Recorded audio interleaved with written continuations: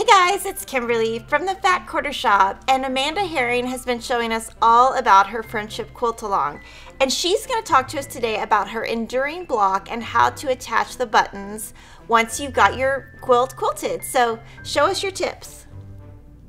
I'm going to show you how to attach your buttons to your finished enduring block. This step is done after your quilt has been returned from your quilter. If your quilter is fantastic like mine, maybe you can have her quilt a circle in for you. But if you didn't have her quilt a circle in for you or want to do it yourself, you can use the Friendship Template Warm number 5. And that can be found in the Friendship Quilt Template Packet. First thing we're going to want to do is give ourselves a little bit of a registration mark. Now when your quilt is back from the quilter, this is going to be a little bit trickier because it's going to be a little bit harder to pinch through all those layers. But really what we want to do is just give ourselves an idea of where we're going to place our buttons.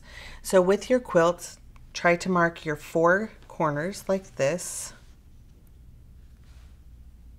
Again, this will be a little bit trickier with your quilt, but just take a little bit of time. If you can't do it with your quilt by folding it, you can do it using a ruler and just measure to the center and each way. Give yourself a little mark with a friction pen and then give yourself a mark going this direction as well.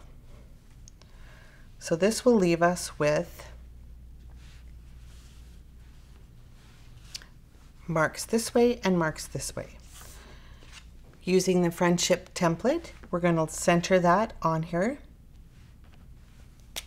and mark a circle. If your quilt has a lot of quilting in it, this might be a little tricky, but all you really need is just an idea of where your circle will be.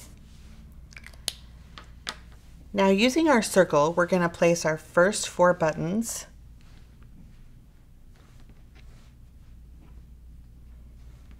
at our 4 corners. Then we can mark at these diagonal intersections that we've created.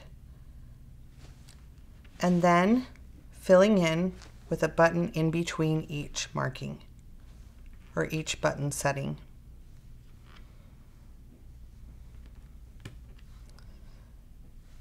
I'm laying this out to show you what the finished button layout would look like, but you're going to want to work these buttons one at a time. To begin with, we're going to set buttons at our first 4 intersections. We're going to want to start with a knot on our end of our thread and sticking your needle through the quilt and back out. We're going to want to pull through and gently pop the knot to the back. This is a delicate process because you don't want to pop it back out the other side. Just pop it. Our knot is now on the back side of our fabric, and we can take our button and continue to sew it on.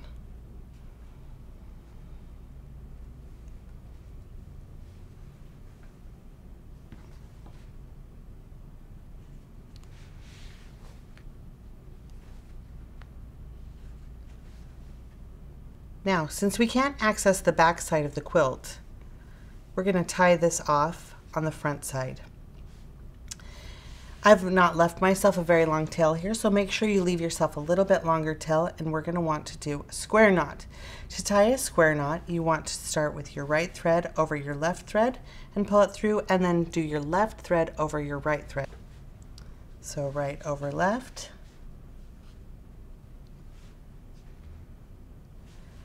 And then this one's always awkward for me, left over right.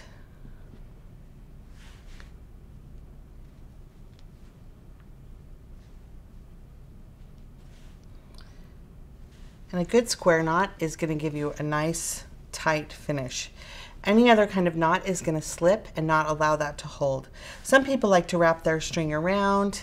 You can do that too. If you have a different way you prefer to finish off your button, that's just great. Once you've done one, you're just going to continue on with your other buttons. And then once you've sewn all 16 buttons around your block, you're going to take your cute little flower button and sew it right in the center. And that is just the perfect little finishing touch to this enduring block. Be sure to check out the other videos on the Friendship Quilt Along on the Fat Quarter Shop. Thanks so much for sewing along with me.